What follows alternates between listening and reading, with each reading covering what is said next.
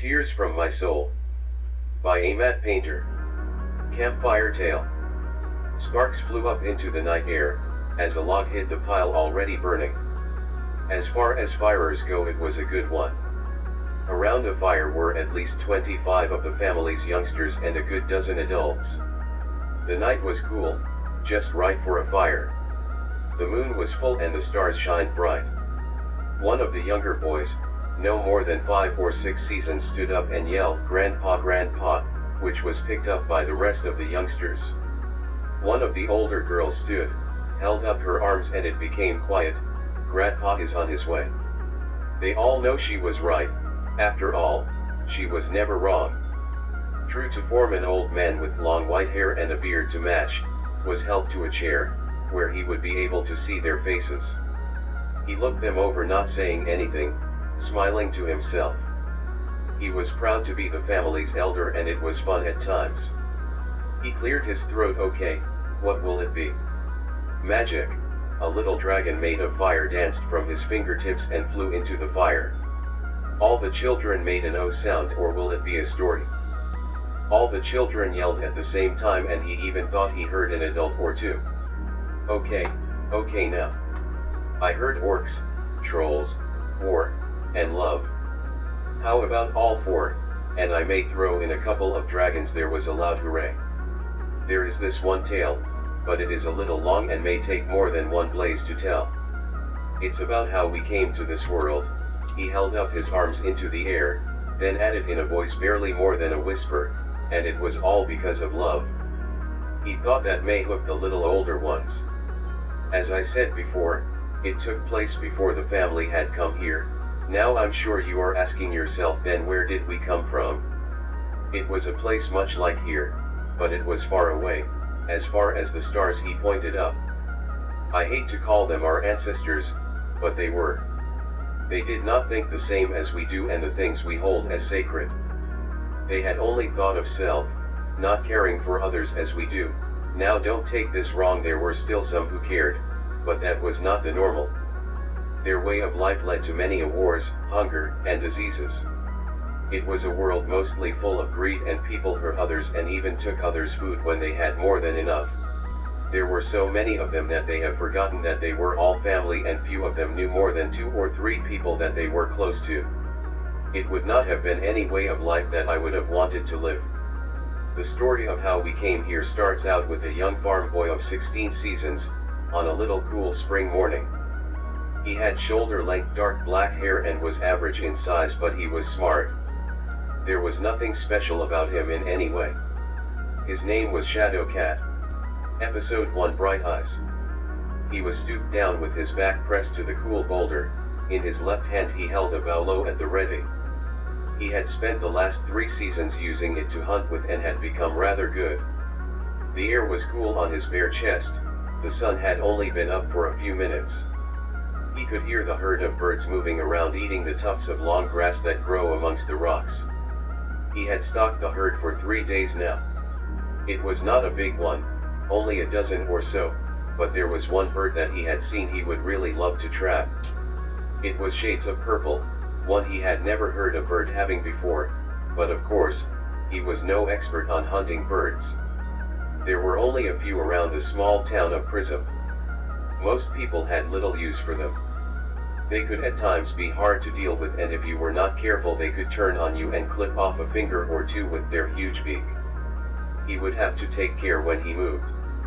His plan was to throw the bowlo around the legs of the closest one. When it fell, run up and wrap a leather strip around its beak and put a hood over its head. Both he held in his right hand.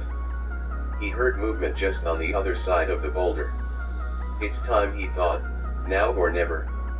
If he missed it would take a week to find them again, if ever. When he moved, the birds were not the only ones surprised. He was too. He threw the bowlo as he yelled as loud as he could. All of the birds moved as one and turned, running as fast as they could, but one thumped to the ground. He jumped on it and in a moment had the brake lathered shut and the hood over its eyes. Seconds later, once the hood covered its eyes, it became still. He stood up, brushing off the dust as he looked the bird over. Luck was with him, he had trapped the young male purple bird. It was the perfect age and size for training. He would have the best ride in all of Prism. The next 3 days were for bonding. The hood would stay on, making the bird dependent on him just to move. He did not feed or water it, only talking and rubbing its feathers as he did. Soon it began to coo back to the sound of his voice. As soon as he returned to his camp with the bird in tow, he put on the riding lathers and added the 2 big pack bags to it. In the 3 days he had not been able to come up with a name and know that he should have been using its name already. Nothing came to mind that sounded good to him so far. The birds were mostly smart and learned fast, and he hoped this one would. He had made his camp in a small box canyon that kept the still cool night wind from reaching them. He had never been this far from home before and had never talked with anyone who had been this close to the Thunder Mountains before. Most in Prism thought that the mountains were haunted by huge giants and dragons, and any who dare go would not return. The area was known for the storms that would seem to come out of nowhere, but he knew it was from the hot air rising and the cold air dropping over the mountains. Any good hunter would know that. When he was young he did believe in the tales. The front porch at home faced the mountains, and his father, before he had died, would sit watching the storms and tell him tales of giants fighting dragons, and it was the reason for the thunder and lightning. He missed his father. He had gone hunting when he was 9 years old and never returned. He was looked for, but they found nothing. Some in town thought he just ran off, but he knew better. His mother and he was his greatest joy, and he would never have run off. It had not been easy to keep the farm going, but his mother would never give up her home, and there was no way he would either. It was not a big farm, just a few acres and a couple of dozen animals. The field had been plowed, seeds had been sowed, so he had time to go hunting for his bird. He had never thought he would be so lucky. The bird would be a big help on the farm and would even make it so he could hunt farther from home. It was still a little chilly when he woke up on the 4th day. Today he would be able to remove the hood and feed and water the bird. He looked over at it. It still sat where he had put him. He was sure it was a male.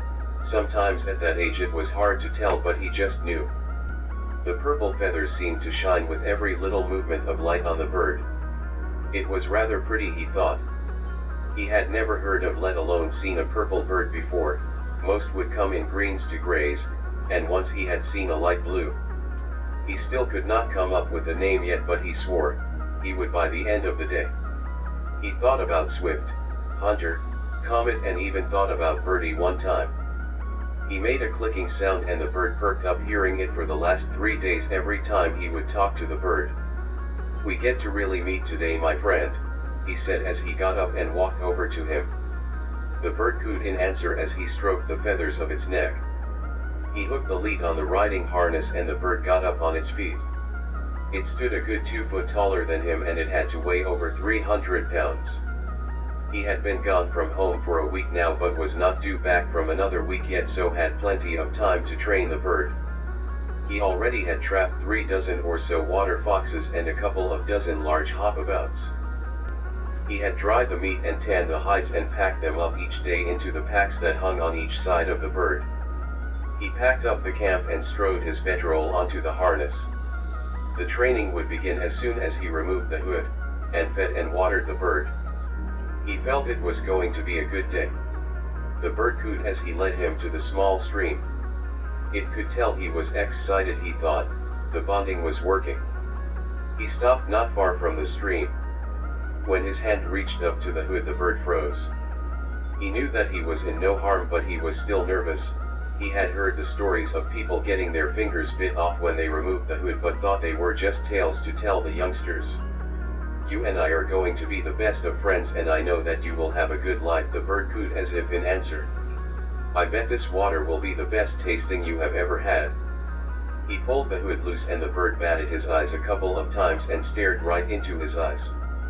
What he saw made his mouth drop open, and he knew what the bird's name would be. Its large eyes were the brightest sky blue he had ever seen. "Hello, bright eyes," he said, smiling.